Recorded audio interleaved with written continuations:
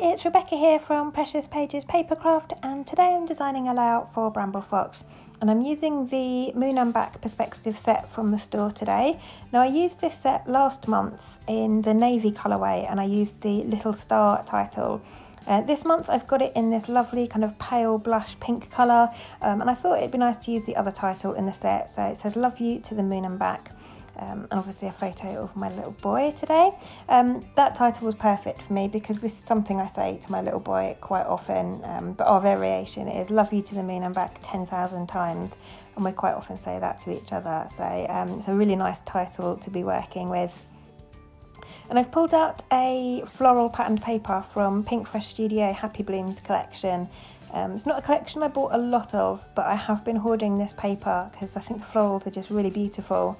But I've decided that today is the day it needs to be used. So I took some time off camera just to fussy cut all of those clusters out, and then I've selected a few that I'm going to use, and I've made sure it's ones that have got more of the pink tones in and less of the yellow, because I don't really want to bring too much yellow into the layout. So I've gone with the pink flowers. And I want to have a circle on my background for me to kind of arrange the flowers around. So I've drawn very faintly with a pencil using a compass a circle on my background. And I think it's probably about 8 or 9 inches in diameter. I didn't really measure it, I just kind of opened the compass and went for it. And I'm now just running that through my sewing machine, just a white straight running stitch, but I've run it through about 3 times. So, and I wasn't too particular about it. I made sure that that pencil line was covered, but I didn't do 3 exact circles. So you'll see in close-ups that the stitching is overlapping in places and wider in some areas, so that you can see there are several lines there. And then I've just tied off the threads on my background. I'm going to raise my photo up on foam like I always do, just to bring in a bit of dimension and just to help it sit above the rest of the page so that it kind of draws your eye and remains the focal point of the page. And I thought I'd bring some tulle in as well today. It's something I've got a lot of. I bought some years ago. I think I must have about 10 metres of the stuff, and I think the roll was about 2 metres wide. So I've got a lot of tulle, and it's not something I use very often, but I thought it's quite a nice photo, it's a nice sentiment, and it's very pretty florals that I'm using today. So I thought a little bit of tulle would go quite nice.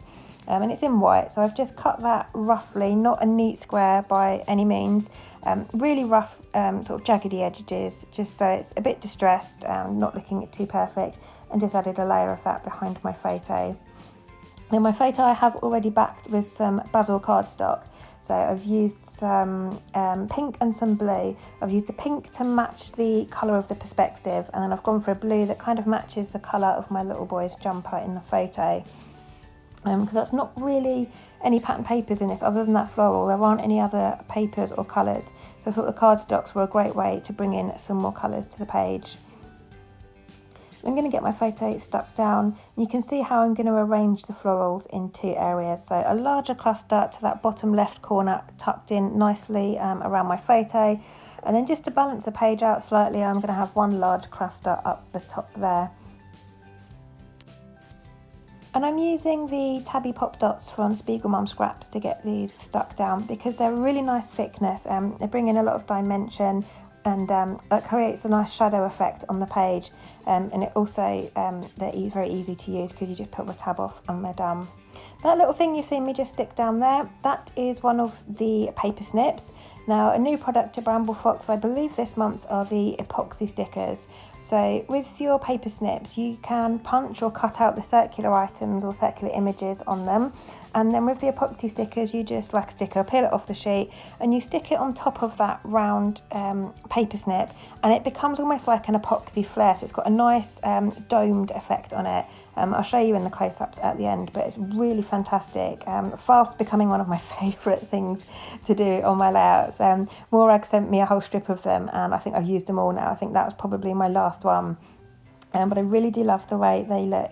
And you could use them with anything as well. So it's something I would suggest you stock up on.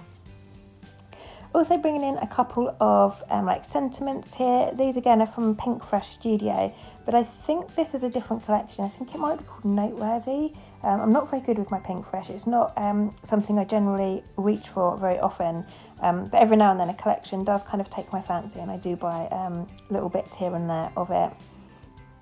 You can see I'm trying to add a thread cluster underneath that one there.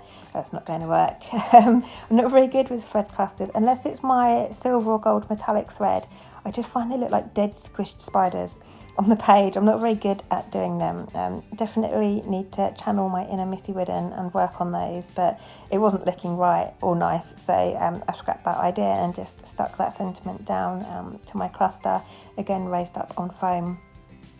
And I'm now raising my perspective up on foam just on one side because I'm going to have it overlapping my photo ever so slightly, and my photo is raised up on foam. So in order for there to be contact between the background and my perspective, I needed to add some foam. So I've just cut some really thin strips and added it behind a few of the letters there on the right hand side, and I've got that stuck in place with my glossy accents. And I really love how that perspective works with the pinks in those florals. I think it's really pretty. And that paper snip that I've chosen, you'll see it better in the close-ups at the end, but it's got the same kind of pink and blue tones. See the dark blue little flowers from that pattern paper? The colours in that paper snip match that blue, like bluey purple tone perfectly.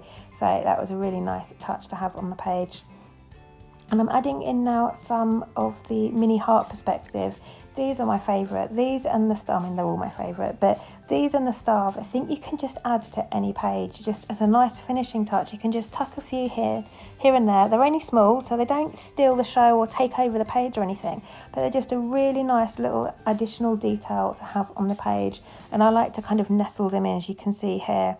So I'm adding in some nice little minty turquoise coloured ones, and they kind of match the turquoisey leaves in those flowers that I've fussy cut. And then obviously the pink ones to match the perspective title and those florals as well. And like I said, that perspective title, you get two in the set. You can just see the other one at the top of the screen there over on the right. So it comes in this gorgeous light pink colour, but they also come in navy as well. So do check those out in the store. And obviously if you're a Foxbox subscriber, you've got your discount code, so you get a discount on shop items as well. So that's always handy. And I'm just finishing off there with some splatters, and I've used a Distress ink in Spun Sugar, I think that one's called. Nice light pink colour to match my perspective. And you will notice in the close-ups that I did actually add some sequins as well, some Spiegel Mum Scrap sequins. Turned the camera off, and as my video was downloading, I decided, oh, I want to add a bit of sparkle to this. So I added a couple of sequins as well. But here's the finished layout and a few close-ups for you. I hope you've enjoyed the layout and the process, and it's given you some inspiration. I will pop a link in the description box below for you to the Bramble Fox store. And as always, I will also pop a link to our Foxbox subscription page and also to our Bramble Fox Friends Facebook group. So do head on over and join if you're not already part of our group. But thanks very much for joining me, and I'll see you next time.